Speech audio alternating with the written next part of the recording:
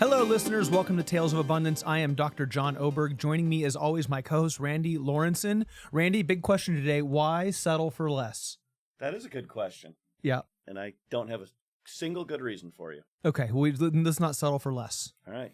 Very good. I'm excited about today's episode. I've known Tony Dale a long time. You know Tony a long time, too. Yeah. So full disclosure for the listeners here. So Tony and I have worked together for a long time. Tony, welcome to the show. We're so glad to have you. Thank you so much. It's a delight to be here. Rule number one, no telling where the bodies are buried. I've long since forgotten at my age. That is the right answer.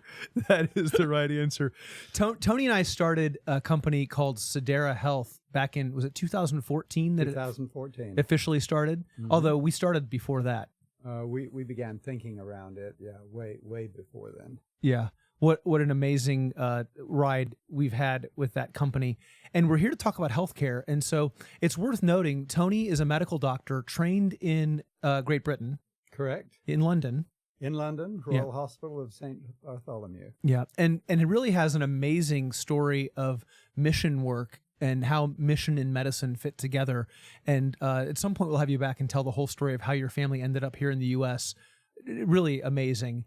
But you've been working in healthcare, and it started with a knee injury. It did start with a knee injury. That was back, I think, in 1996. Yeah. Tell us the story real quick. Okay. Well, I was, even in those days, which I guess is 30 years almost now, I was trying to keep up with the kids on the basketball court and failing. You can still beat them in tennis, by the way. I know that. No, in pickleball. Pickleball, now. okay. Yeah, pickleball. But anyway, I tore my medial meniscus. That's one of the sort of cushioning cartilage inside your knee. Went to see an orthopedic surgeon because I knew pretty much for sure what was going on. He confirmed it, MRI, etc. And so because I was an immigrant and looking after myself for healthcare, I was very concerned what it might cost. And I asked him, and he told me it would cost about $2,000. Now, he didn't lie to me, but almost $15,000, and we're talking 1996 terms, so maybe more like $40,000 now. That's when the bills stopped coming. And what he meant was he was going to charge you $2,000. He was going to charge me $2,000. He forgot about the anesthesiologist and the operating room and the nurses and whoever else charges you these things. He did. I guess he thought, like most doctors, I'm not interested in really what the cost is. I'm here trying to help you on the clinical side. But I was interested on the economic side, and so it made a big difference to me what it was going to cost. Yeah, and you've showed charts when you've talked about these types of issues that we're going to get into today. Today we're going to talk about the healthcare system, and we're going to talk about everyone I think agrees the healthcare system is broken from one perspective or another. There's lots of people, so we're not going to kind of get into that debate, and there's lots of different people that think about like philosophical ways to fix the system. Today we want to dive into the ways that each individual can find their own abundance inside of a difficult scenario. And so you've showed charts about what discretionary income has been spent on healthcare in the mid-90s and today. Are you able to, charts I'm talking about where you talk about how much discretionary income the person, an American should have and how much they really do have and how healthcare costs have grown? Can you speak to that for a minute? I can. I think the simplest way to think of it is that in terms of real money that you or I have disposable, all of that money over the last 30 years has been going into the increasing cost of healthcare. So we've had increasing discretionary income as Americans, and all of that increase has actually not been felt by us because it's being spent in healthcare instead? For, let's call it broadly speaking, everybody in the middle class. Not for the real poor, not for the real rich. Okay. But for almost everybody else in the middle, whatever increases in income they might have had has been gobbled up by their medical system. And that's just because the physicians are getting paid better? I think you'll find most of my physician colleagues would hotly decry that idea. I think that's not true. I was just being provocative. Yes. Yeah. Completely agree with you that is not the case. Yeah, it's not clinical care. No. To go into this in any depth is probably what we're going to find ourselves talking about this morning. But no, it's definitely not because medical incomes have dramatically gone up. It's because of all sorts of other things. Yeah. And so, Well, hold on. For the listener, such as, because I think the average person they don't do the research you did, right? They go in, the bill's more, they complain, they assume it goes to the doctor, and the average person listening doesn't know where it goes. So where does it go? Okay, well, it goes to all sorts of places, and we're looking at everything from what it costs to provide health care for all the people who aren't paying for it out of their own pocket, to what the employers are having to provide through the health insurance they provide for their employees, to anything from the pharmacy benefit managers, who are a group of middlemen in the middle of what goes on with the increasing drug costs, to what the hospital systems are doing to make sure that they maintain their revenue streams. But also when you get behind that, when you start looking at the ownership of the hospital systems, and then when you look at what that has done to the doctors, because the ownership of, let's call it the infrastructure of healthcare, is increasingly not owned by any doctors, but is owned by all sorts of other entities. So when you look at what they're doing to increase their profits, that's all a part of the system. So what I'm hearing from the outside, because I don't have the same understanding of this as the two of you, it's a whole bunch of middlemen between the patient and the actual provider, middlemen, middlewomen, bureaucracy in the middle. Yes, that's just part of it. So, okay. I mean, you talk about bureaucracy. I think the increase in the number of non-medical people who take part in your healthcare has dramatically escalated. And the charts on that are, just astounding over the last 30 years. So yes, whatever bureaucracy gets its hands on, it becomes self-reinforcing and becomes more and more bloated over time. But there are other things that we have to be equally aware of. The increase in technology has dramatically increased the number of avenues where things can become expensive.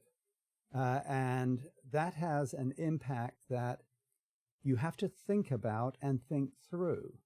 Because I'm not saying the technology is bad, but if the difference between having an MRI and not having an MRI is almost negligible in terms of how you're going to be treated, then do you have the MRI? Because for one person in 10,000, it'll discover something else that's going on that's important. And you have to look at all of these things and their impact on the healthcare cost. An MRI versus an X-ray, or an X-ray may be good enough, and yes. And then people, I've heard people ask, like, if I can have $1 million drug that extends my life by a month at the end of my life, doesn't everyone have a right to that? And then you get into a conversation about healthcare rights and then death panels, and it understandably spirals into very difficult, complex conversations quickly, a lot of which you uncover in your book, The Cure for Healthcare. You talk a lot about these conversations and ways that an individual and groups of people can find more abundance in the healthcare system and start to solve some of these problems themselves. I do. And, the title, The Cure for Healthcare, was deliberate because it's not a one-size-fits-all, but it is each one of us must begin to take meaningful personal responsibility for what's going on in our lives. And the starting place for curing healthcare is, why don't we just be healthy? Yeah, that's near and dear to my heart, obviously, with some of the work that I'm doing. But that easier said than done? Definitely easier said than done. When I more recently injured my back and it ended up in surgery, recovering from that process, at that point, the surgery, I was 73, I guess, no, 72. You take 2 or 3 months off, let alone almost a year that I'd not had any serious exercise because of what was going on in my back. It's a tough choice to decide I've got to get back to being as fit or maybe fitter than I was before. Yeah. But it's worth every part of the energy and effort that you put into it. But it sucks. I mean, I'm talking from firsthand experience. I took off maybe not a year, more like 10 years. And I was, 60 pounds overweight, and health, my own personal health was like number 2 or 3 on my priority list. And it didn't change for years until it became like the number 1 most important thing I was going to work on for a year. and I got really serious about it, and it was physically difficult. It is, but pretty much all choices are difficult. Yeah. And the choice to be healthy is one of those that takes time, it takes dedication, it takes commitment, and there's going to be pain associated with it. Absolutely, including economic pain. Yeah. What's the saying? The easy choice now is makes things worse in the long run, and the hard choice now usually makes things easier in the long run. I'm screwing up the saying, but that's I think that's right. the gist of it. And I think that applies to health and working out and fitness and everything with it. Yeah, there's trade-offs, right? And I think I was talking to one of my kids recently about comfort and whether comfort was the goal or not the goal. And so I think comfort in seasons and for moments is a good thing, but I think that if comfort is the end-all be-all, you can really end up in a bad place. And I was talking to someone even this morning about the different types of stress we experience in our bodies and our lives, and distress being bad stress and eustress being positive stress that happens when you lift weights and you grow your mental resiliency, you experience eustress, and that we don't talk in those terms often enough. And certainly I didn't teach my kids about the differences in eustress and distress in those terms growing up, but understanding how to lean into healthy stress for the benefit of growth, like we do when we're lifting weights or building mental resilience or emotional resilience. Anyway, I think there's a whole lot there we could unpack maybe at a different time. So, Tony, let's back up to the healthcare system, because I think Randy and I want the listener to leave this episode with, like, what can we do to impact this kind of ball of twine that's tangled up today. As I thought through today, I was thinking there's three big stakeholder groups inside of healthcare. You have the patient, you've got the provider, and that can be a doctor, a hospital, all the people that invest in that, all that stuff. And you've got the payer, which is like the insurance company, the TPAs, the investors in those companies. Those are like the three big stakeholder sets as I saw it. Is that similar to the way you see the world? It would be similar. Okay. I would probably add others. Philosophically speaking, the role of government in healthcare pretty much all over the world is going to have some significant impact in terms of how it's handled. Yeah, I thought about them as a payer, but you're talking about as a regulator. Yes. Yeah, okay. Yeah. That's great. I mean, good call out. They're creating an environment in which this all operates. So I think that's important. But no, I think your focus and the first one you called out is the patient. Yeah. I think that's the place to start, because when we are willing to take responsibility for our own health care, so being healthy and then the care we need, and when situations beyond our control, come our way, which they will to everybody, then that's going to make a huge difference to what goes on. And I think when I talk to patients about this in our medical clinic, one of the things I call out is just I acknowledge, like, we're in a system that's tough. And you can agree it's a terrible system, but the best in the world, or you could think it's the worst in the world. That doesn't change the fact it's the system we're in. And making the best of a bad situation is still, there are things within our control and things not within our control. And if we focus our energy on the things we can control, we at least have a hope of making a difference. We certainly do. And there's an awful lot that we can choose to bring into our control. Whether you're talking about, the physical fitness and other things, to help create a healthy lifestyle, or whether you're talking about, just sensible economic planning. And a lot of this comes back to philosophic questions. Many people try to describe healthcare as a right. I don't know. I have my own question marks on that. And that's speaking as a physician and as someone who comes from a line of physicians. Most of us, in terms of my lineage, physicians who chose to be involved in missions work and working with the poor or working with people in countries where there are far less privileges than we have over here. And when over here we try and define it as a right, usually what we mean by that is we want someone else to take responsibility. No, rights come with responsibilities. And we need to start with what's my responsibility. Yes, a friend of mine recently said you can make I'm going to screw it up, but essentially what he said is you can create an environment where everyone gets an equal starting place, or you can create an environment where everyone gets an equal ending place. But it's really impossible to create an environment where everyone gets the same starting place and the same ending place. Well, yeah. And look, when I look at this, I see the people that are saying it's a right are rightfully, in my opinion, they're upset with the system we have. And they think it's not fair, right? And why does a rich person get better health care than a poor person? And they're angry. I think they're angry at the wrong thing, and they don't understand.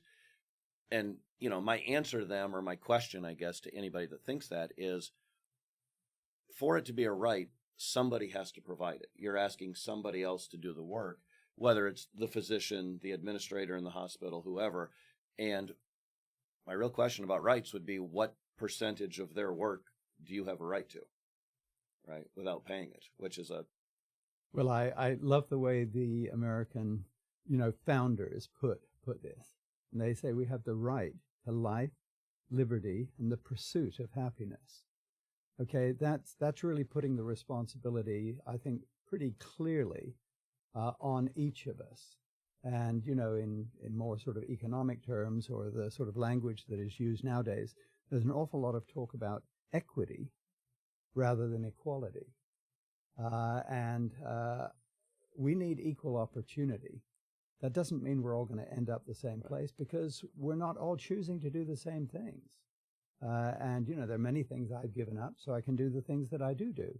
And so I don't gain the capabilities or the opportunities that others do in some areas, but then I create new and fresh opportunities for what I believe I'm called to do. But I'm going to play the devil's advocate. And so it's like, with the right to life means that if there's life-saving care and I'm an American paying, taxes, or just a citizen here, don't I have a right to life-saving care?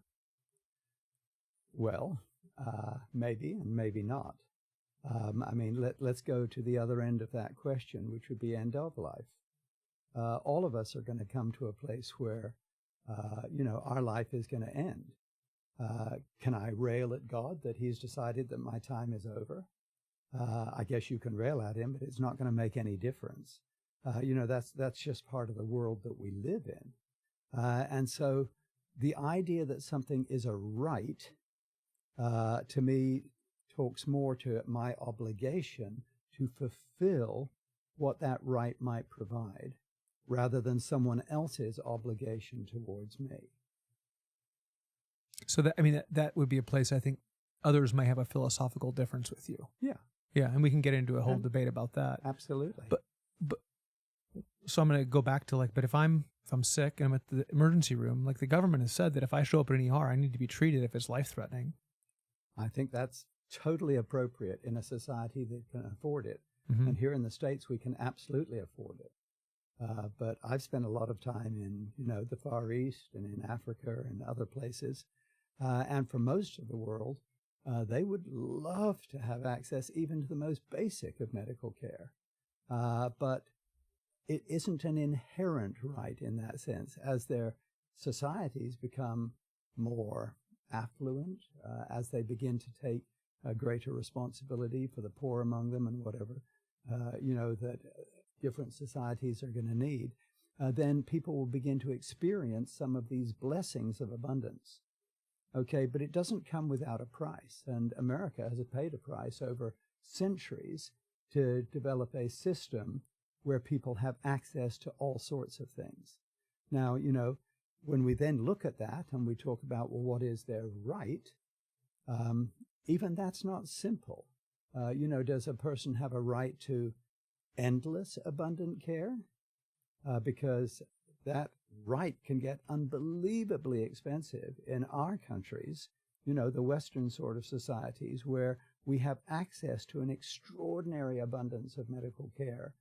But much of it is, I would describe as in a gray area between what we absolutely need and what is only going to be available for people who, have unlimited resources.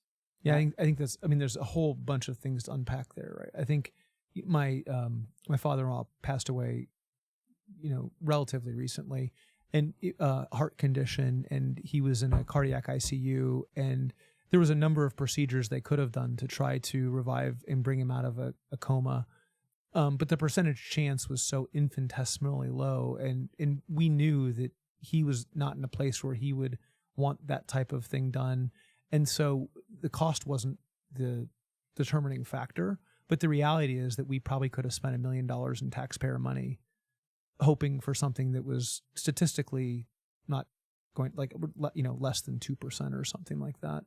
And you talked earlier about like 1 in 10,000, like that. So I think the family made the right call based on the father's wishes, but there are a lot of physicians who would question how much end-of-life care is appropriate.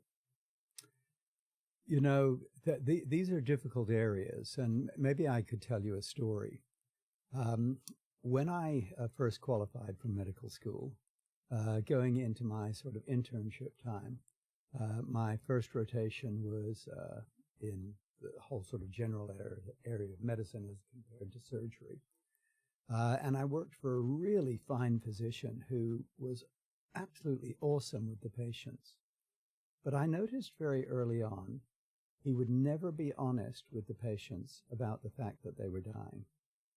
And so one day, having worked with him now for 3, 4, 5 months, I pulled him aside and I said, sir, because, I'm very junior. I'm at the bottom of the totem pole in terms of a qualified doctor. And he's super experienced and way more competent than I am. But I said, sir, I noticed that, even with these patients who, from our point of view, are obviously dying, you never talk with them about that. You never help them prepare for that. And he said, oh, I'm frightened to talk to people about that. Now, I happen to be a person of faith. I take my faith in Jesus very seriously. And it immediately made me think of a verse. I think it comes in Hebrews where it says that Satan, through fear of death, keeps us subject to lifelong bondage. And I thought, wow, that is so true for patients. Almost every patient facing surgery is terrified.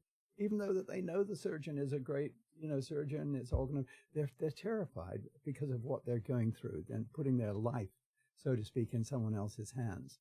Even more so when you move into end-of-life stuff. People are terrified because they don't know what's coming. Sure. And so if we don't deal with some of the fundamental questions, then we try to cover them up with false hope.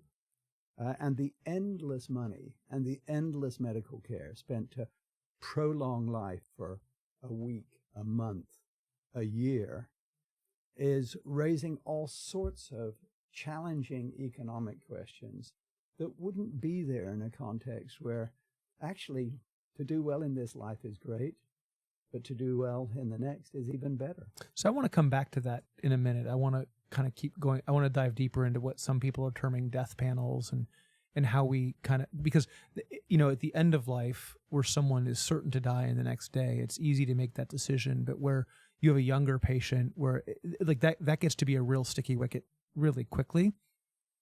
A lot of people think this has been solved by socialized medicine in other countries. And is it Ezekiel Emanuel or Emanuel Ezekiel? Ezekiel Emanuel, who is a real expert in this space around like different healthcare systems around the world. And he's written a book talking about the pros and cons of different healthcare systems. Would you say that Americans generally have a really good understanding of socialized medicine versus U.S. medicine, or are there some myths we should bust today to help people understand kind of what the reality is in other parts of the world, and then what we can do to kind of take better agency over our own experience? Okay, that's a really great question, John. And let me try and answer it by saying I come from a socialized medical system. So the British system, the National Health Service, if you think back to the London Olympics in 2012, all the banners that were everywhere for the world to see on the televisions was, how proud Britain was of the NHS. And yet here we are, just 12 years past that, 13 years past that, and it's crumbling at the seams. It actually began in 1948, and there was enormous hope. And it has produced something at some level much fairer. And one of the things I loved about my experience of the British health system was I never met someone who lost their home over an illness. Yeah. You know, those sort of decisions, those are some really good things that happen. But does it produce better health care? I think you probably see more English people trying to come over to America to get health care if they can afford it than you do Americans going over to England to get health care, even though they can afford it. Does England have a private healthcare system that lays on top of the socialized system? It does. Why don't we hear about that more often? Because the people who believe in socialism don't want you to hear about it, including most of the British politicians who would happily use the private system when they felt it was to their own advantage. So, I mean, skeptically, I could say that's the haves and the have-nots again. Well, it is. And, you know, whether it's medicine, whether it's education or whatever, you know, you see two-tier systems appear because people want choice for what they've created for themselves. And then you have to start asking philosophically, are you not even going to allow people that choice? So, you know, over here, we still have those choices available, but they're not available in every part of the world. I mean, if you move through socialism into communism, then you're going to be at the other end of the sort of economic philosophy of what should happen, and the choices themselves are removed. Now, if you look at the clinical care, then you start finding all sorts of other very, very interesting things. America spends approaching twice as much on healthcare per person as any of the other industrialized countries in the world. But it does not provide twice the quality. Okay, in fact, there's only a marginal improvement. And in fact, in some things like longevity, life expectancy, some of the other Western countries are doing better. So is that because it's more socialized medicine, or what do you think is causing that? I doubt it's because they're doing more socialized medicine. It's probably because they have, you know, more of a national feeling in terms of what's healthy. So, you know, what are the rates of obesity and these types of things that you would see in other nations? And some people would, Randy, I'm dominating here, just jump in, stop me if you want to, but I think a lot of people would point to, like, they don't allow genetically modified foods. And like there's other things that are more kind of related to food supply than medicine in the traditional viewpoint. And maybe there's some thought that maybe that's driving some of the longevity rather than the actual healthcare policy, strictly speaking. And it may be. I think that's one of the encouraging things about what's happening over here at the moment, is that, you know, we have someone in the form of, you know, Robert F. Kennedy, that is very actively and consciously saying, hey, look, we at least need to do open, transparent scientific study on these things. Now, you know, some people will call him an anti-vaxxer or whatever, and maybe he is at his heart. I have no idea. But I love the idea that we bring openness and transparency and that we're looking for change rather than just letting the status quo dominate how we approach things. And certainly over here, in terms of the food supply, that's going to be dominated by the providers. And I don't really mean the farmers there. I mean the big commercial interests that control what goes on. Yeah, and listeners, if you haven't listened to our episode from Matt Leshek on fiat food, great time to go back and hear about how, you know, sometimes the science we think we're getting isn't the science we're really getting, and how the scientific method maybe needs a little bit of a reboot in some places. So great episode on fiat food. Tony, if you haven't listened to the episode we have on fiat food, we'll get you a link to that. But it's really... Thank you. Episode 5, I believe. Yeah, it's great. As we talk about this, there's so much of this that I just think, God, it's so messy. There's so many variables. And, you know, the thing about, like, I think I heard the other day that the U.S. is the only of the G7 nations where the lifespan has actually been decreasing, not increasing. And, you know, how many variables? There's so many variables, and identifying one of them is almost impossible. But even I was thinking, as you were talking about in England, one of the things you love, and this is incredible, right? Like, people aren't losing their house because of medical bills. But in my mind, I thought, right before the show, you and I were talking about how high the tax system was in England because of having to pay higher taxes in order to afford the health care.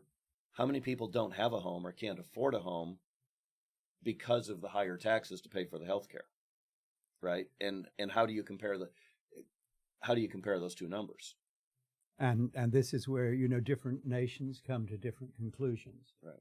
Obviously, Europe is much more of a mixed economy, although America is far more mixed than most people realize. I mean, when you look at something as, I was going to say as straightforward, at least straightforward in terms of who's doing the paying, as healthcare, almost 50% of all healthcare in the United States is paid for by the government. Okay, which, let me rephrase that, is paid for by you and I through our taxes. Well, to be fair, I saw a note recently that 50% of Americans pay taxes and 50% don't. I have not fact-checked that, by the way, so someone will need to fact-check me. In fact, I'll try to fact-check it. I'm pretty sure that's right. But I just think I just want to have an intellectually honest conversation around it. And it's that intellectual honesty that, made me say what I said about RFK or whatever. Now, again, don't get me wrong. I don't know him well enough or even what he stands for to know, whether his own scientific views are intellectually honest. But what I do know is that the utter lack of transparency we've had, especially in the scientific realm, as sort of shown by all of the things that happened during COVID. And it's absolutely refreshing to think that, that Stanford professor who is behind the Great Barrington Declaration is now, head of CMS, is it? Or, that Kennedy is head of HSS, or, Marty McCary is, head of whichever it is, the research division. My mind's gone blank. NIH, is he going to take over NIH? NIH, yeah, absolutely. So, here are people who they've come to prominence because they stood against the scientific crowd, and yet they themselves represent the epitome of what science should look like. Well, and I can't give you science behind this, but my own, just reading scientific journals over the last 4 years and looking at like the rigor from articles written in the 70s, 80s, 90s, and the rigor from some of the recent articles. Not to say every article has less rigor, but I would say that my just heuristic experience is there seems to be less academic rigor in things being published today, both around the science, the method itself, and then also the call outs of correlation versus causation, and then just there is definitely conflicts disclosures, but those are generally not as deeply laid out as one might hope. Completely agree, and part of that obviously is the astounding impact of the sort of political correctness movement in the scientific world.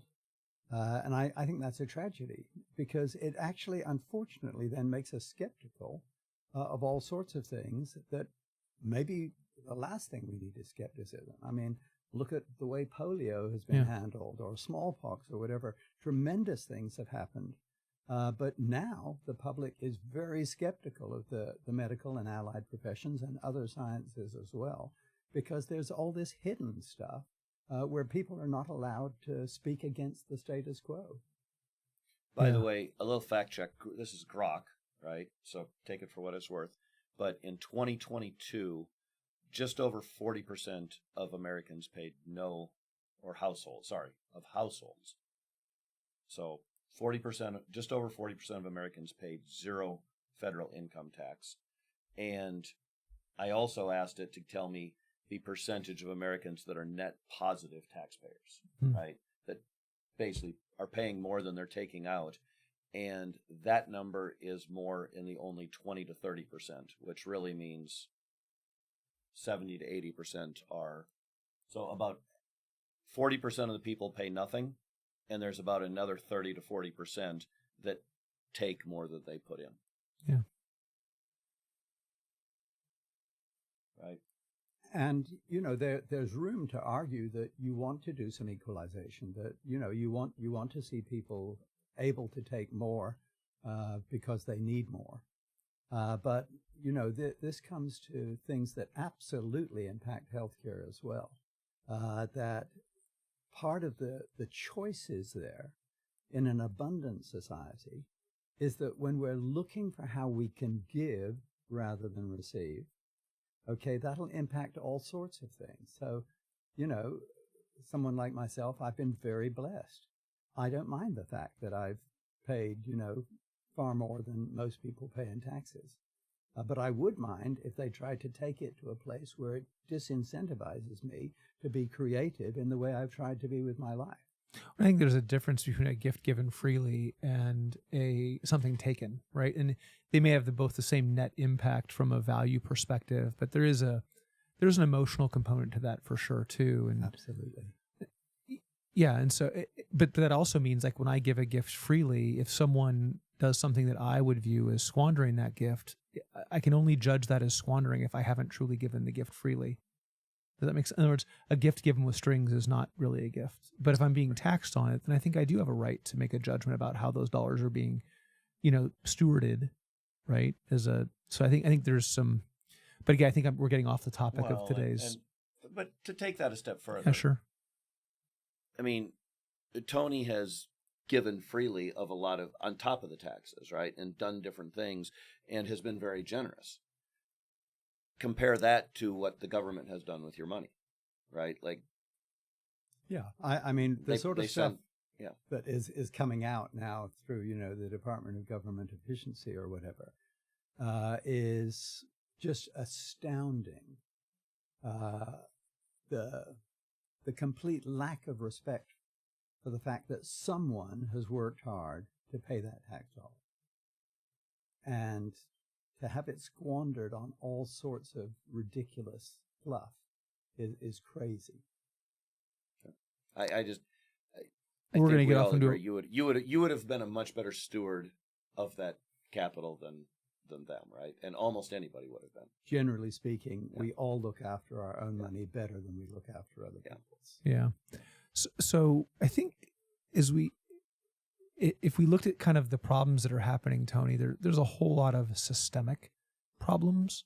Like I think a lot of people have questions about pharmacy benefits management and the role they play inside of the healthcare system. But the average consumer probably doesn't know a whole lot about pharmacy benefits management. It's a little bit of a black box for the average consumer, patient, person. And so I think about I want to talk about, before we take a break, just rights versus entitlement a little more. I want to talk a little bit about like what's a healthy perspective that we might offer to a listener who may have a not as much information as they did coming into this podcast today. Like what's the highlighted information we want them to have to kind of view this really difficult, spectrum of healthcare rights and what should I expect from my society and my community around me. And then when we come back from the break, I want to really dive into what can the patient do about it that's actionable to make it better, even inside of a difficult system that may not get fixed in our lifetime. Hopefully we'll make it better, but it may not. And so what can I do about that immediately? So that's the direction, Randy, if you're cool with that, we'll kind of. Yeah, I would like to, before the break, dig a little deeper into the problem. Okay. Right? Yeah. Because I think you guys inherently understand the problem better than myself and a lot of the people listening. So I would like to go a little deeper into the specifics of why it is so expensive, right? If you think about, if you're a 30-year-old, I call him kid, I guess, young adult, right? If you're a 30-year-old young adult and you're just struggling to get by, why the hell is it so expensive? I mean, I'm thinking, what I pay annually in insurance is, it's out of hand. It's really borderline insane. And somebody that's just starting out, that is a big burden to lift. So I think they just want to know, why are we in this situation a little more as well. And Tony, if I could prod you, can you start by talking about the word insurance and kind of draw the distinction between health insurance and property and casualty insurance for the listener? I think when I heard that from you the first time, that was really eye-opening for me. Okay, well, let's start there. What is insurance? And then based on that, what is health insurance, or what might it become? Insurance is supposed to be the opportunity to protect yourself from risk of something that is unlikely to happen, but which, if it did happen, would have catastrophic consequences. So let's take a couple of obvious examples, and then we can sort of morph that over to the medical side. Society has decided in virtually every country that people should have auto insurance. And it's kind of up to you whether you're going to take an insurance that covers yourself, but they want to make sure that your insurance covers any damage you might do to other people when you get behind the wheel. Now, it's relatively unlikely that that'll happen, but if it happened, you'll be grateful that you had the insurance. And so we choose to pay out on that, and it has a positive insurance benefit. So maybe one more example. I have insurance so that if the roof of my house blows off in a storm, I don't all of a sudden have to find the $30,000 or whatever it would cost to put a new roof on. It's highly unlikely it's going to happen, but I happily pay that insurance, make my own choice to pay that insurance every year, because if it happened, I would rather have paid, my $500 a year for the roof coverage than I would to now face a $30,000 bill. So it's an unexpected event that has a catastrophic impact. Okay, but when you move to health insurance, we could, and we probably should, have real insurance, i.e. insurance against the unexpected, which is catastrophic. Okay, but what it has morphed into is a highly expensive way of prepaying for what we know is going to happen. So let's again try and make that real easy to understand. Let's say that we paid for oil changes in our cars the same way we paid for health insurance. So it was going to be done with paperwork, with regulation. It was going to be paid by a third party. I wasn't going to pay it Quick Lube or whatever it might be, but they were going to have to bill the government for it, who were going to write back and say, but you forgot to put in the odometer reading. We don't know if it's been 5,000 miles. We're refusing to pay. And, all of a sudden an oil change, instead of being $50, would probably be $500. And that's easy for us to internalize. But now turn that, just say, to an ordinary medical event. Okay, I know that I'm going to go to a doctor maybe once a year with something that I was worried enough about that I went to the doctor. Now, I'm very blessed that I'm basically healthy. And I guess being a doctor myself, that may not be a very good example. But, I'm talking about, you described the 30-year-old who is wondering why he pays so much. So why insure against that? That's neither unexpected nor catastrophic. If I want to go to a doctor, let's just go to the doctor and cut out the middlemen. Because if you take the ordinary family doctor, for every family doctor in the practice, there are 4 other staff members supporting that family doctor, of which 2 of the other 4 are going to be supporting this crazy system we have where it's a third-party payer, whether that third-party payer is the government or the insurance company. And so there's enormous expense built in that doesn't need to be built in. And we know it's enormous because when doctors decide to go outside the system, for example, direct primary care doctors or membership-based doctors, for about the same cost as belonging to a gym, you can have unlimited access to a family doctor who'll see you whenever you need to. And so... And the doctor makes less. The doctor makes more money. The patient ends up paying less money, and the administrative cost is generally cut by 75% in those offices. One person supporting 1 to 2 physicians or providers versus 3 to 4 people per provider. Absolutely. Yeah. And it's better care because the doctor can spend 45 minutes or an hour with the patient, and frequently does. And the doctor has half the panel, usually half the number of patients they're looking after. Or even less than half, maybe a quarter of the panel. Yeah. Yep.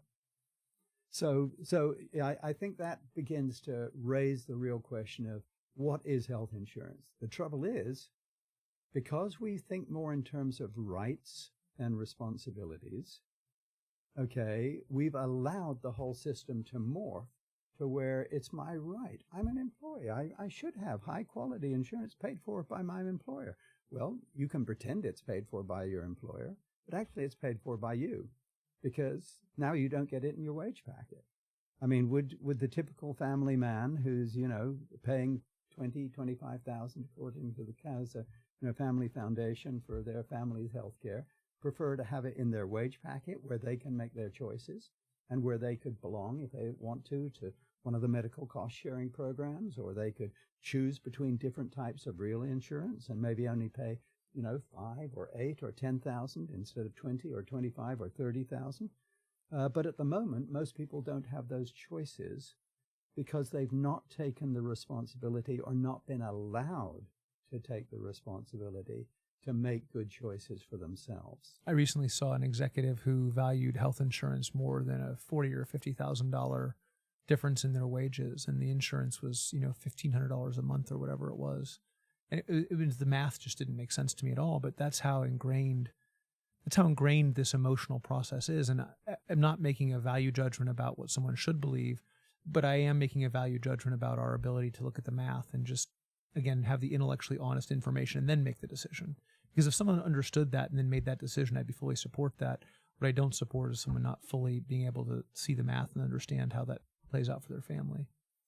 So, let's just give another example because you're trying to understand, shall we call it in layman's terms, why things are so expensive. So, if you go here in Austin to get an MRI at, either the Seton Medical System or the St. David's Medical System, let's say that you're going to pay $3,500 for that MRI. Okay, but when the free market jumps in, such as an entity like Green Imaging, they do what Priceline did. They said, oh, look, most of the MRIs are sitting with surplus time and capacity not being used, with technicians who are being paid with surplus time and capacity because they're not being used. So let's just rent the surplus time and capacity, and let's get it fair for everybody. It gives extra money that wouldn't have been earned by the hospital, wouldn't have been earned by the tech guy. It reduces the cost for the patient. And all of a sudden, the $3,500 becomes $350, 1/10 of the cost. Okay, well, we have to look at things like that and say, if you multiply that out to everything that's happening in medical care, which is pretty much the truth, then all of a sudden we're paying massively above what we need to pay. So we need to shine the light of transparency on what could be done when you open things up to free enterprise and to creative approaches, and what does happen when everything gets overburdened by bureaucracy. Well, I think there's a flip side. I just want to play the other side to that too, which is a hospital has a different side of care reimbursement, Randy, so that part of the reason that MRI costs more is because they're required by the government to see uninsured people in their emergency room. And so part of the justification is I need to charge higher rates. And again, I can argue both sides of this pretty effectively. So I understand that argument. The flip side of that argument is that, you might have a hospital that charges a cash pay patient a much lower price than they charge a payer like United Healthcare because they can, in order with the same justification. And we can get into all kinds of questions around, what does that look like from a price fixing perspective? Not legally, but what, how fair is it to have dynamic pricing because someone will pay more? There's all kinds of philosophical questions that opens up. How much? You said $3,500 is just a ballpark figure for a hospital. What was it at Green Imaging? What do they charge? Ballpark? $350. Yeah, it depends what kind of MRI, but yeah, I think you can get it for a tenth to a fifth of the price. Yeah. Wow. Yeah, it makes me think. I just signed up. Okay, so I could have gone in. My insurance would have mostly covered regular blood work. I'm blessed enough I could afford to get something better, right? So I got this really robust package that I got to pay for out of pocket, but it's 150 instead of whatever the regular blood work is, 30 or 50 markers. This is 150 and a bunch of deeper tests. And with that, they do it twice, by the way, where in the past when I've got blood work done, they do it once. Here they want to do it twice to be able to compare and see if it's just, an outlier day. They then follow up in 6 months, and I think so there's 4 different tests throughout the year. Each time I talk to one of their physicians, and I can call them, I think, anytime I want, right? $500. What would that cost through if an insurance company is paying for all of that? I'm sure it's impossible to exactly say because I'm not smart enough to be able to tell you what the tests are. But it would probably be the same factor of 10. yeah. I mean, if you have 4 level 3 E&M visits, you're talking about $400 and some dollars, 4 sets of blood panels. I don't know what blood panels you got, but you might be another, let's call it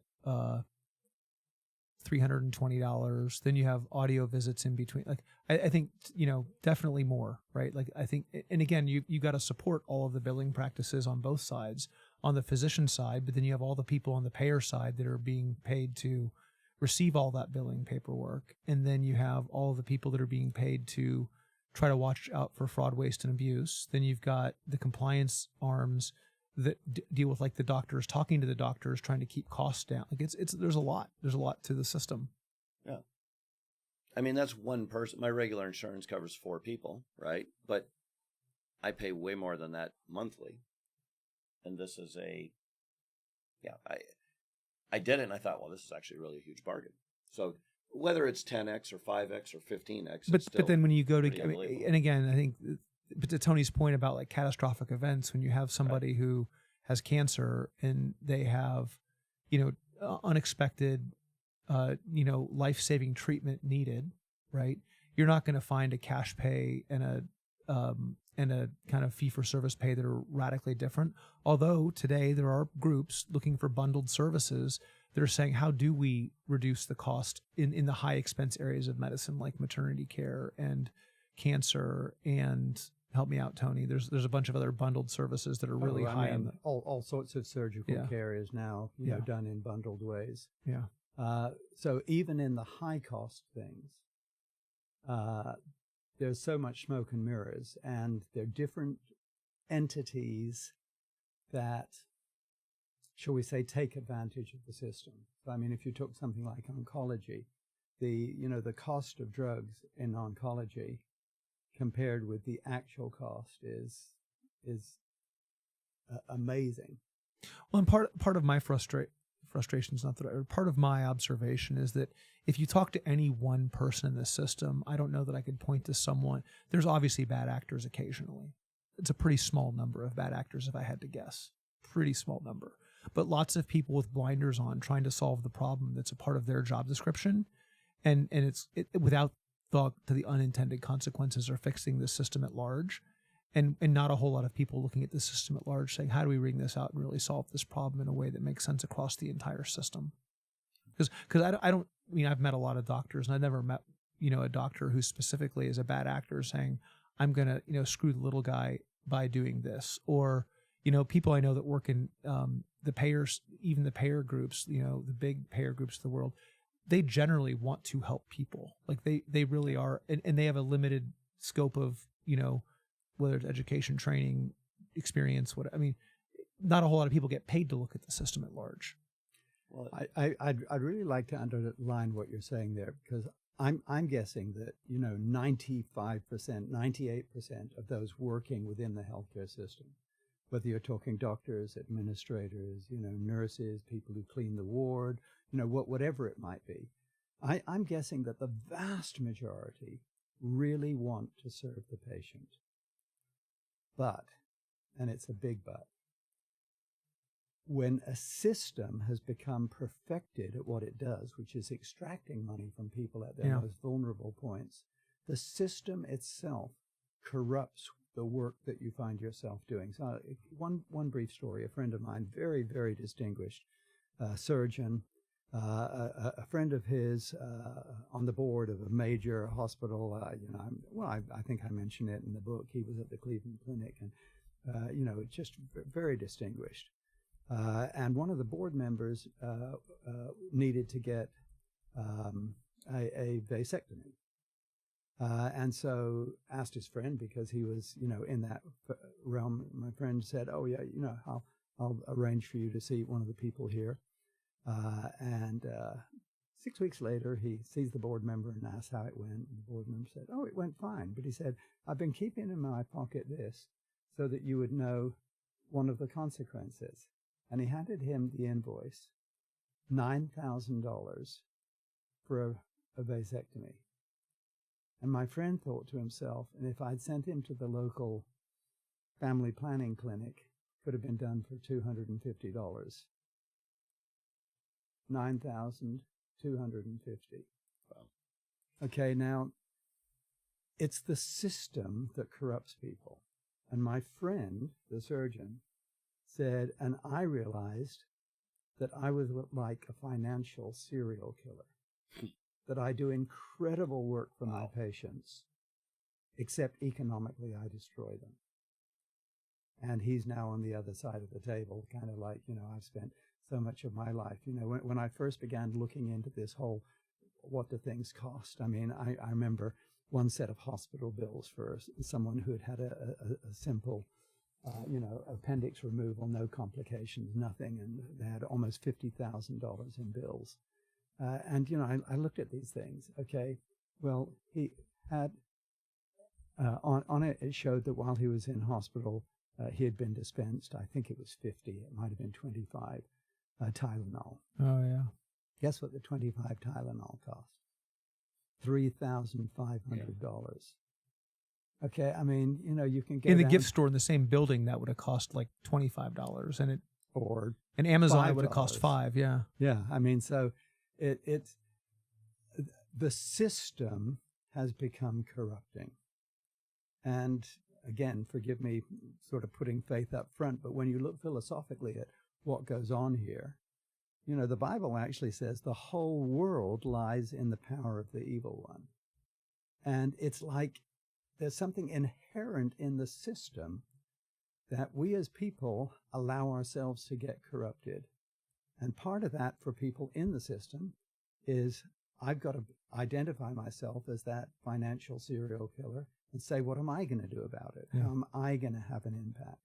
And if we all did that, we would find ways to change the system. So I think when we come back from the break, Tony, we'll talk about what people can do as business owners and patients to kind of help move the system. We can dive into the faith component if you'd like. We'll talk about like the non-faith pieces as well. And when we come back, let's talk about action steps. Like, what are the things people can do to go from a lack of abundance to an overwhelming abundance as a result of the way they interact with the healthcare system, even while it's broken, without having to change all of it. There are steps we can take today to move that in the right direction. So listeners, stick around. We'll be right back. Okay, listeners, we are back. Hopefully you didn't go too far. Dr. Tony Dale here talking with us about healthcare. Tony, we talked a lot about some of the problems of the system, and now it's time to talk about like what can we do about it individually. And you've known me for a long time. I'm really passionate about like the system truly not what we want it to be, but what can we do about it today? And there are things we can do about it today to create personal abundance, economic risk mitigation for ourselves individually, for our families. What's the best way for us to dive into this topic about like how we take agency both clinically and economically with our own healthcare? Among many other things, for people who seriously want to find a way that they can not only influence their own health, but other people's as well, there are a couple of books that I might mention. Okay. One is by a friend and colleague, Matt Ort, and his book is called Don't Feed the Beast. I've got it right here. I don't know if your camera will pick it up, but I'm sorry there. Let me put it up where people can see it. Okay. Save Your Company, Don't Feed the Beast by Matt Ort. Now, it's OHRT if you didn't see that real quickly. Yeah. This book really is written, I would say, particularly for those who are in business, and especially if they have responsibilities, head of HR, chief financial officer, or CEO. Because the beast that he's referring to is the healthcare system. Yeah. And what keeps it alive and keeps it growing is that everybody is feeding it. And especially since the Affordable Care Act came in, that actually mandated by law that everybody had to feed the beast. And he's not an author by training. He actually worked in the space. 100%. He was head of HR for a large steel entity, and it's amazing what he was able to do. And back in the state of Wisconsin, where he's from, what he's built with many, many companies there now. Then a second one I'd mention is The Price We Pay by Marty McCary. And we'll probably come back to that, so I'm not going to say too much more, except that there is a price we pay if we ignore these things. and it's not a good price. And Marty exposes a lot of the sort of underlying issues that have so dramatically raised the cost of healthcare, and gives you a lot of good thinking about what you can do about it. There's a third book. Real quick, Marty McCary, just so people who don't know who he is, surgeon from Johns Hopkins, one of the most respected med schools, medical communities, and Marty comes really highly thought of clinically, and then done a lot of writing in this space. So I just want to put a plug in there for a great book. And now head of National Institutes of Health. So, yeah, that little role. Yeah, that little role.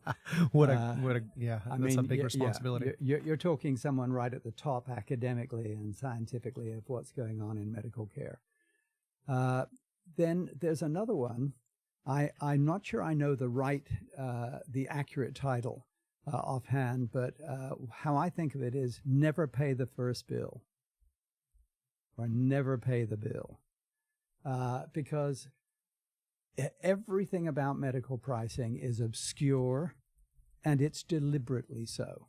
So never pay the first bill by Marshall Allen? Perfect. Yeah. Okay, never pay the first bill.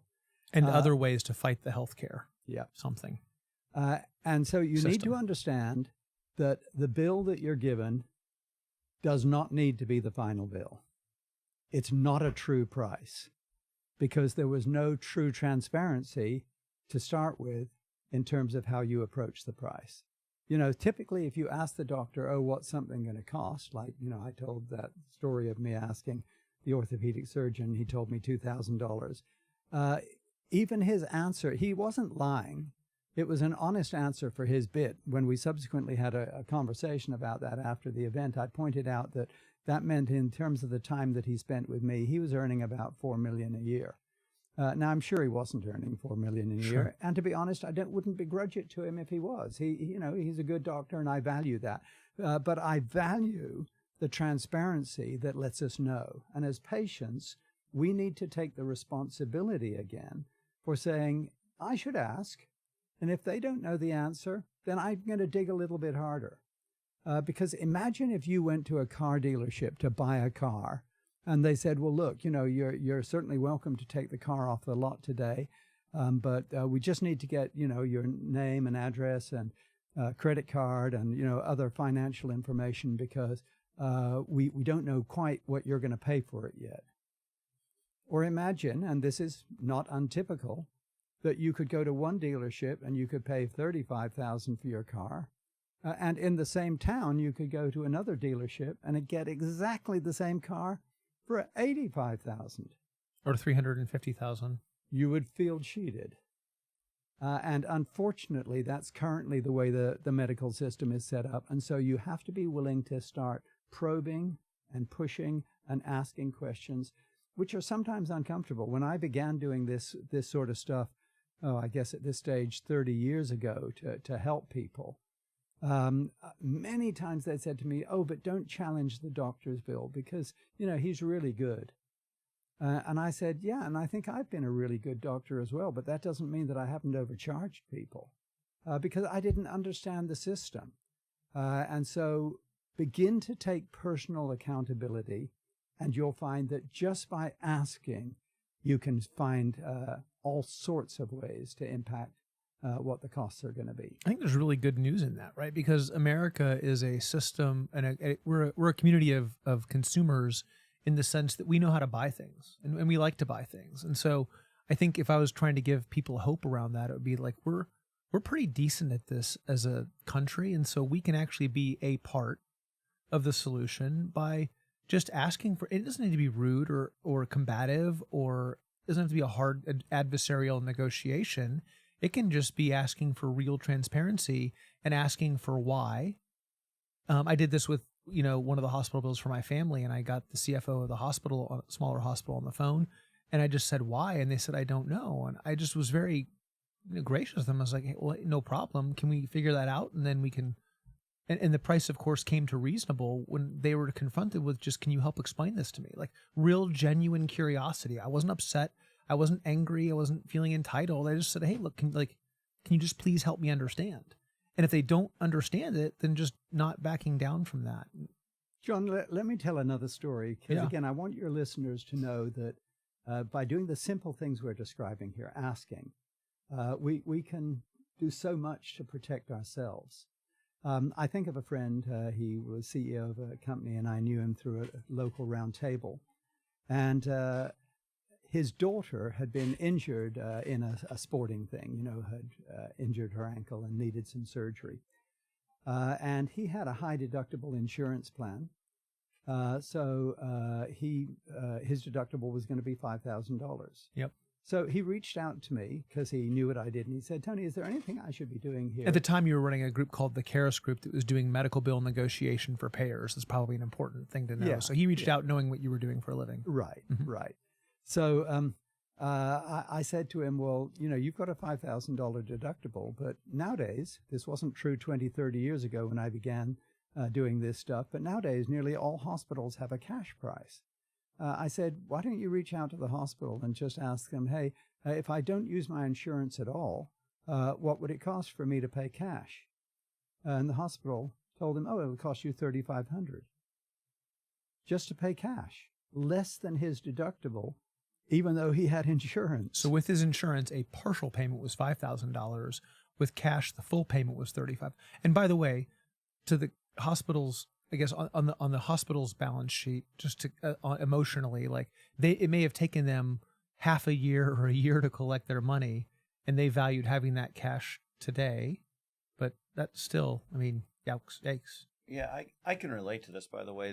So if we go back, boy, this was during my poker days, and I did not have insurance, and I broke my face playing football, 16 bones, titanium plates, no insurance. And I went to a doctor. And I thought, well, we're working on my face. I think I want a good surgeon here. So he referred me to somebody. I asked him who the best was. He gave me 3 names and said, pick any of these. Clearly you got a good one, because you're looking better now. Yeah, it could only go up from where it started. So I went in, and I remember this guy. I went through the initial thing, and I get done, and I said, okay, how much is this going to cost? And I said, I don't have any insurance. This is out of pocket. He's like, oh. Or no, originally he said, I believe it was $16,500, just his surgery cost, right? Yeah. And I said, look, I'm paying out of pocket. And he goes, well, we could go to 10. And I just look, and look, I didn't have insurance, but I wasn't completely broke. And I said, okay, I'm talking green $100 bills. Like, I will go home and get them now and bring back cash. And he dropped to $3,500, as I recall. I mean, this whole thing happened about as fast as I'm telling this story. And I remember thinking to myself, I bet I could get this for $2,000. And this guy's going to be working on my face for 6 hours, so $3,500 sounds great. Like, I didn't want him unmotivated either. Well, so that was negotiating that, but then the hospital part came in. And he did surgery. I was in the hospital for under 24 hours. I left at 5, 6 o'clock the next morning, the minute they'd let me out. And I got a bill for $166,000 or something along those lines for one night in the hospital. Yeah. And when I went back with a follow-up with him, I said, okay, I knew it wasn't going to be free, but I just hadn't really anticipated that part. And but bless his heart, he told me exactly what to do. He said, go talk to these people. And I don't remember what we ended up getting it, but it ended up being, I don't know. I mean, I think it was less than $10,000 all in. I mean, I think I paid the hospital $3,000-4,000, whatever it was, to get it taken care of. But they gave me, and like you said about the Tylenol, they gave me a little stupid thing of ice cream, and I think the ice cream was, I could have bought a lot of gallons of better ice cream, and IVs were everything in there was ungodly expensive. So Tony, this is true for the economics piece of it. Doctors, they have I bought a friend of mine as a physician a mug one time. It said, please don't confuse your Google search with my medical degree. Right? Because, there's a lot of people that self-diagnose incorrectly. They get a lot of bad information. They come in with a lot of worries. And, on the one hand, it's great that patients want to be involved in their care and they want to understand. And doctors don't get a free pass anymore. They don't have the same level of trust they had 50, 60 years ago. And you have doctors that, you know, who I think should be willing to have a conversation with the patient about their clinical care. How does any of this kind of work into the clinical care to make sure that people are getting the right, you know, clinical care? I can tell you our experiences in our clinic too. I'm happy to bounce this ball back and forth. Yeah, do. I think where I would start in terms of how does this apply to clinical care by saying, start thinking differently about how you want to manage your medical care. And I love your example there on you know, the mug you gave to the doctor that, you know, don't confuse your Google search with my degrees. I would suggest you start your clinical care by saying to yourself, I want a doctor who really knows me by name and who values me as a patient. I wonder where I can find that. Well, unfortunately, it's probably not through whatever networks and whatever that your insurance company, you know, directs you to. So I'm now of Medicare age, and they direct me to choose from certain doctors, and I don't know who any of them are. So I accept whoever they assigned me to, but I also choose to pay for a direct primary care physician. What if someone's not in a place to be able to afford that? Is there a way to do this when someone can't afford that type of care? Okay, well, let's talk about what we afford. It's $100 a month, or maybe less. That's relatively cheap nowadays. Okay, that's, if you're a smoker, that's far less than you're probably spending on your cigarettes. If you go to a gym, that's probably roughly equivalent of what you do, you spend at a gym. If you're retired, if you can get high quality clinical care by adding $100 a month to your overall medical bills, you probably will have dropped your healthcare costs by way more than whatever deductibles you're now not paying, because you're not going to the doctor, because your direct primary care physician is taking care of you. So how do I find one of those? Type direct primary care, or DPC, into Google, along with your zip code, and see what comes up. And if you can't find it there, call one of your friends who has some medical background and ask them if they know anything about it. Now, lots of doctors don't. It's still a new enough movement, and check out virtual primary care too. Yeah, VPC. virtual primary care. VPC is not as personal, not in person, but and you want to make sure that you have a VPC where you're getting the same physician or provider every single time. Like that's, some VPCs use rotating physicians, some do not. I have a strong preference to a VPC who uses the same physician-patient relationship each time. And I would underline that. You know, having worked myself as a family doctor for many years, I know how incredibly important it is to know the patients, to know their medical history, to know what, you know, medicines they might already be on, all of this. Now, the reason this is so important isn't just that it dramatically improves the clinical care you will get from your family doctor, but now you have a doctor who knows you, who is quarterbacking your care. And most of the quality DPCs, direct primary care, or VPC, virtual primary care doctors, that work in this fashion, they're already working with you on a cash basis, and they understand that that means you know what's going on in the healthcare world, and you want to make sure that you're navigated to the right people. So now if they need to send you to a cardiologist, they can almost certainly, because of their local knowledge and experience, put you with a local cardiologist who understands the cash pay patient. And and that means, candidly, my DPC, I have a DPC doctor as well. We'll talk about what medicines we're using and if there's alternative medicines. But I ask him, like, hey, who's the last drug rep you saw? And like, let's make sure that we're not just, you know, using the latest drug you've heard about, but like, what other alternatives exist? What are the side effects? Because there are some drugs that are older that might have worse side effects. I might be willing to spend more or not willing to spend more on different medicines, but we have the time to talk through all of that and then make changes. And then there have been times it's like, hey, I'm going to prescribe this medicine at this level, but we may actually start you off at a lower dosage, and that medicine may last for 2 months. And so, but there's a lot more communication about what's happening. And I'm not scared to call because I know that I'm going to get somebody on the phone pretty quickly without the hassle. that I would normally have. So, I mean, I'm sure there are other things that we could, discuss and describe here, but I would honestly say, in my experience, the best thing you can do, both for your clinical care and for your economic care, is find a good direct primary care physician and now work with them to direct all of your medical care.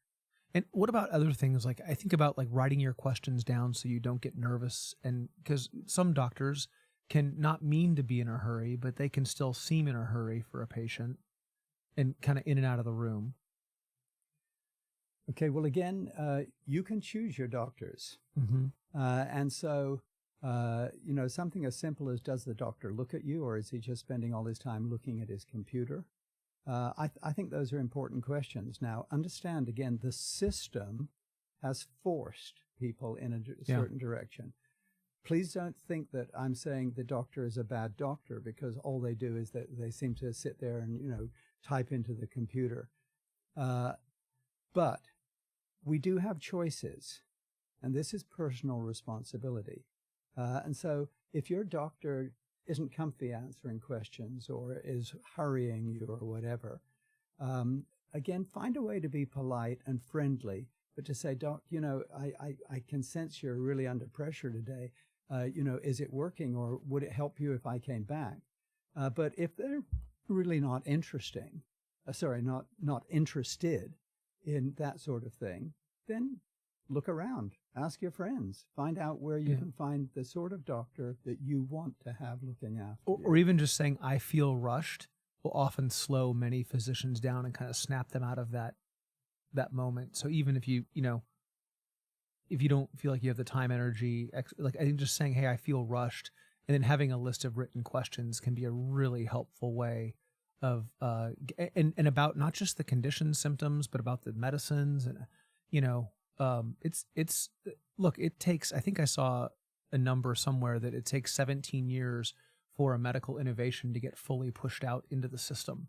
And that means that some people are ahead of the curve, some people are behind the curve, and it's reasonable to ask questions. And I've gone in asking questions thinking I know a direction and learned new things that I didn't know. And so I don't want to confuse my Google search with their medical degree either, but I do want to go slow enough to understand my own care.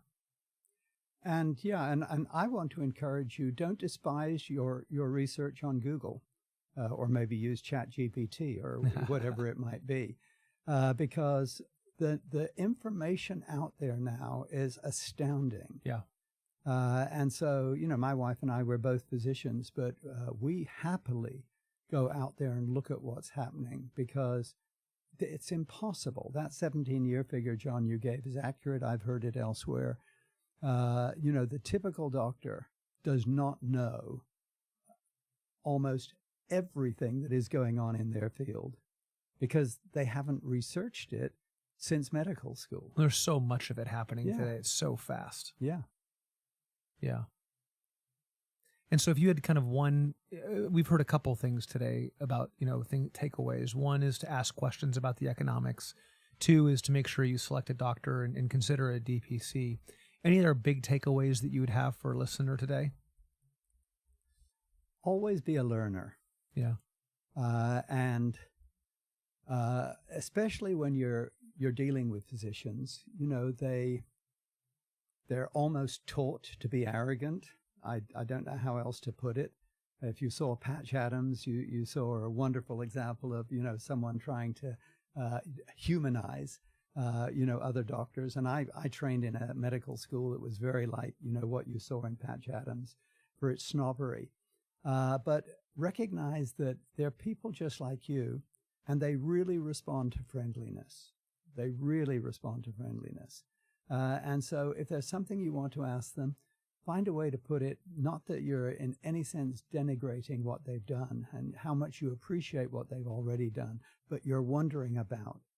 So, because of our background in medicine, when we want to raise an issue that a doctor we're dealing with, because my wife's had a number of things over recent years where we've needed to go deep into certain things, we've always been very careful to appreciate the expertise that they already represent and then ask them, but, I've been learning about this and I'm wondering. Genuine curiosity is a really powerful tool. And our experience is that doctors are willing to listen and to take the time and actually end up enjoying being with you when you ask questions. That's fantastic. Let's. I feel like we've got a really good handle on this. One of the things you and I talked about for years is this concept of medical cost sharing. You brought it up earlier in the episode. Can we just wind things up by explaining like what a medical cost sharing product is, what that looks like, why it came about, and how innovation like this could help us move forward as patients look to use innovative concepts, how this could move some of the system in the right direction. Well, back in the late 80s, early 90s, various religious groups, mainly sort of evangelical Christians, began saying there must be ways that we can help each other on our medical costs. Got to bust Tony's chops. The Catholic Church has been doing this for hundreds, if not thousands of years. But go ahead. There we are. And 100%, because it goes right back to sort of New Testament teachings. Yeah. So full marks for the Catholics for keeping the light alive. One time. So the idea is based on, I think is a verse in Galatians where it says, bear one another's burdens and so fulfill the law of Christ. And so why not, like the Amish do or some other sort of, shall we say, very ancient type groups, they just say we're going to put together our money, and when Joe has a problem or Sally has a problem, we're going to pay for it together. So these groups began organizing that, and they became known as healthcare sharing or medical cost sharing organizations. And they had grown enough impetus by the time that the Affordable Care Act came in that they were actually recognized within the Affordable Care Act. But they, generally speaking, were only available to people who could sign their statement of faith. Now, I'd done millions, hundreds of millions of dollars worth of medical cost containment work for these groups. And so when the Affordable Care Act came in, but I saw that they were only protecting the religious groups, I thought, well, that's not appropriate. If we have something good and it's working, and I'd done hundreds of millions of dollars of cost containment work, not only for these groups, but for insurance groups, I thought, no, I'd like to see this available to everybody. And so I began initially encouraging those groups to consider whether they would take in people who didn't sign their statement of faith, but they weren't ready for the risk of that because they might have lost their exemption under the Affordable Care Act. So I and others began pioneering what would it look like to take this sharing approach where we literally share each other's medical costs in a highly organized fashion. And we agree as people who are taking care of each other that we're going to live certain lifestyles that, where if I'm getting drunk, I'm risking being a drunk driver. And so we're not going to agree to share the medical bills for a drunk driving accident because our people all commit that they won't do that. And so where people would take responsibility, then we all could trust each other to share in each other's medical costs. And so this approach has grown and now is also used all over the country. About 1 million people in the U.S. or so, give or take, 2 million? Probably closer to 2 million, I would think, from what we can gather, although we don't know accurately. Yeah. And so this is the type of innovation that if we allow innovation to happen is going to drive costs down in the healthcare system and hopefully give people a little bit more of that discretionary income back. That's definitely the case. And for individuals, these sorts of approaches where we have our own choices, I think are wonderful things. In the group market where, the vast majority of people here who have any type of private insurance are employees getting it through their work, very similar approaches to what I've described can be done within the self-funded world. And that book I mentioned earlier by Matt Ort on, don't feed the beast, save your company. I would strongly encourage any of you with business backgrounds to look at what can be done within the self-funded world. And if you need help in that, you certainly could, reach out back through the podcast, and we would be delighted to find ways to help you. Yeah, my hope for this episode is that people come in and learn that there's hope, even though the system is what it is. Like if we can be, again, to use the same term, intellectually honest about what really is happening in the system, and we could complain about it for days, weeks, months, and not be done complaining about it. Like there's a lot to complain about, but there are things that can be done in the face of adversity that do make things, while not perfect, certainly better. Absolutely. Well, and I use this in my company, right? I mean, use this in my company. When I'm saying my insurance, I'm really talking about this, but it strikes me. I'm glad earlier you explained the insurance and how it works with a car and the oil change analogy and all that, right? And what we're talking about here is true insurance, right? It's a combination of the cash pay that you talked about earlier and help from the community for catastrophic, not getting the oil change on your car, but if you crash your car, or in this case, your body. Yeah, well, I mean, when you describe something as true insurance, words have meaning, and in a regulatory environment, we have to be careful what meaning we assign to words. When you say that healthcare sharing is true insurance in English, Okay. I would say that's true. In legalese, that is not true. Okay, fair enough. In legalese, insurance is what the government defines it to be, and it includes all sorts of things that historically or economically have not been insurance. But yeah, we live in a world which was described by George Orwell, and it's called doublespeak. But there, to get back to the place of hope, we can find abundance in this world. We've got to look for it. It's a little like a pig going through poop to find truffles. If that's really a thing. I've only been truffle hunting once, and I don't recall being in poop. Mostly dirt. But I think the reality is we can find some abundance here if we're willing to look. If you own a company, if you're an individual, like it exists, there's places to do it. You can do it by talking with your providers, by clinically, economically. Like there are lots of ways that people can be helped here, and they're not inordinately hard to do. Like it's things we can do by being genuinely curious, asking some good questions, like and taking agency, right? Just being responsible and saying there's enough things that I can do and work on that while it's true there's plenty to complain about, I'm going to focus on those things where I can actually make things a little better for myself. And you decide to do that in an area like this, your health will become abundant and your finances will become abundant. Yeah. And probably improves your mental health too, if we're, focus on gratitude versus complaints and things get a little better. So that's a topic for a different day. Tony, I gotta tell you, as you know, love talking to you. Always great to see you. I think this has been just a wonderful episode. So Randy, anything else you want to add?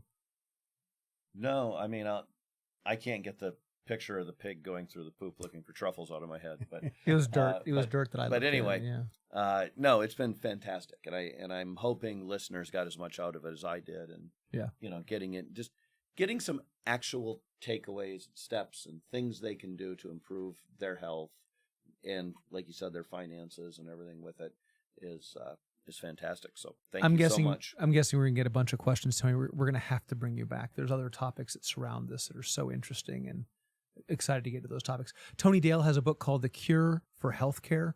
You should read it. It's amazing. It's got just a really great storyline in it. Marty McCary, The Price We Pay. Matt Ort, Don't Feed the Beast, Save Your Company. So some great books to read through. And we'll put these in the show notes. Yeah, we'll put some links in the show notes for you as well. And so, well, and as always, listeners, thank you so much. Can't do any of this without you. And please subscribe on your favorite podcast player, download, tell your friends, give us 5 stars. However you would like to do that, we would appreciate. We'll take any or all of the above. So great. Thanks, everyone. Thank you for letting me come. Yeah, of course. Thanks for being here.